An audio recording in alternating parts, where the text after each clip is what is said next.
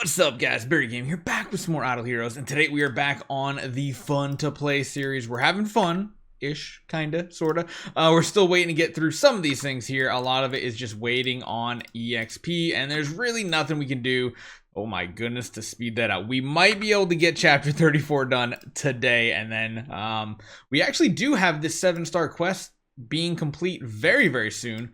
I literally just rolled that, like, what? An hour ago or something like that. So yeah, we have our 1 7-star that's gonna happen here. That's only gonna be our first one. Looks like we do get profit orbs, which is cool. And I think we might actually use some more profit orbs. We might actually go in and use them. Let's see. Let's refresh this. Just use these. Oh my, what? What are the chances of that? I actually wanted profit orbs, and it shoots out the the Flora copy. My goodness, talk about some luck right there. Whew. So, okay, we do need to, of course, try to level our hero a little bit. We're kind of held back on gold now because we have been purchasing spirit. Oh, it's a tricky one, and of course we're going to keep just putting points in here as we get more stellar shards. Very close to V2, which means we do need to try to focus and concentrate on building up another hero. Probably easy to do an Abyss hero overall. We are going to use any more profit orbs we do have into Abyss to try to get just some more points on the event, and maybe we get some more 5-star food. It looks like we hit one more right there. Do a couple more here, and then we can save these branch swaps essentially for when we need to find 5-starable heroes, because that is going to be an important thing. We got a lot of branch swaps too, so that's going to be awesome for re-rolling this stuff. And honestly, we might be close to being able to build another 10-star hero very soon here. Get a jar and everything. We do have a ton of food here as well, 10 more. So yeah, it's looking pretty good. We might be able to make another one here, but there's really no point doing that just yet. Unless, do we want to start buying a core every single day? I don't know about that. Fantasy Factory, of course. I want to use all of the, oh, do I want to use all of these? Do I? That's actually a question, because most of these resources are not really gonna be relevant to us. Of course, we get another 9-star hero, which would be pretty cool. Yeah, I don't know. I think honestly what I want to be doing here is just buying a core every single day. And in how many days? This is number 4, so in 11 more days, we essentially guarantee a V2 plus hero. That does sound like a lot of power, actually. Like, that really does sound like a lot of power, and I am all for that. Home island materials don't even matter at this point because we can't even unlock it until we have a V4 hero, so yeah.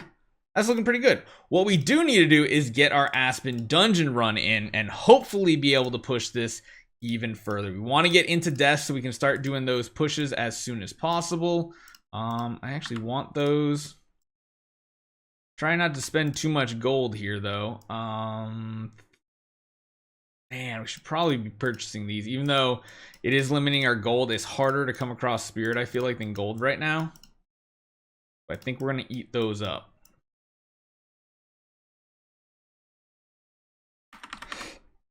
Okay, so let's get back in here. A lot of these fights should be easy. Last time we had like no potions saved up, and we still managed to make our way to like, what, 21. I'm sure we can get into death here unless we come across some really weird waves, but we do 10 demon potions. I don't even get that on my Purgatory smashes. What is happening here? Now, most of these should be very easy because last time we came in here, we were only V4, or not V4, we were only E4. And yeah, it was kind of, oh my god, we almost just one-shot these waves, honestly, just with the basic attack. That's pretty disgusting. So the only thing I could think could beat us is like those really crazy Walter or Bloodblade style waves. Maybe Faceless too, because of course Faceless lowers your attack to like nothing. But I think a good majority of these are just going to be quick skips and not a big issue, especially if we have an active. I think they have no chance. There's just going to be too much poison going out in round 1, and it's just an easy W. We are missing only one potion down here, and that's the crit potion. Not really a big deal for Holmes Young. We're building him tanky so that he doesn't have many issues with survivability, meanwhile letting his poisons tick out. I don't think this one's an issue. Even though we're just doing basics, we're not really taking damage. We still get an active off, and yeah, that's pretty simple. That actually is not an issue whatsoever. I've never personally used Holmes Young in death though, and that I feel like getting to Purgatory 1 is going to be the harder task versus getting ourselves to Sealand 20. At least I think. Sleepless Wave, again, we might take a little damage, but not even anything. Again, really, unless we see an assassin popping up over here, I don't think we're going to have a problem. That one, of course, could get stun locked somehow, but we have Purify. Mirage can be a difficult one as well occasionally, but really, I think what we died to last time was legitimately the Faceless Wave, and we're not even fully leveled up yet either, and we're just kind of cruising through hell very, very easily. So what I'm going to do, so you guys don't get bored, I'm going to try to push this. If we die, I'll let you know. If we get to like death 1, I will come back. So see you guys in a minute. So we're up to 97. We just got a big chunk taken out from us against a Bade Wave. Honestly, I don't think it was going to be that much of an issue. We did use one Demon Potion on a quad Faceless Wave when we did not have any energy. Again, that was more or less just a precaution. But most of these waves have been like 0 issues. We actually end at full HP. We're going to use a Demon Potion here just in case, because of course I hate Sigmund, and Sigmund can really upset you out of nowhere. And now we're in a death. We're going to see an extreme hike in damage that we're going to have incoming. But we should be able to CC the enemies very well here and not have many issues. The healing tile waves should be absolutely no issue whatsoever. And my goal today is to at least get up to death 50. And it's looking like that might be a very easy task for our Holmes Young. He has insane amounts of healing. He has crowd control. He has dot damage. It's just a really, really sick combo.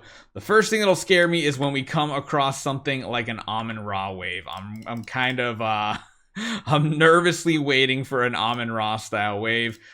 This one could be interesting as well. We have to see how it plays out without an active.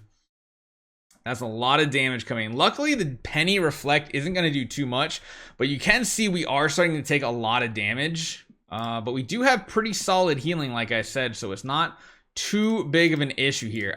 This one I'm a little scared of, so we are going to use a Demon Potion since we need some healing anyway. Just get them CC'd since we do have the Rui Scepter.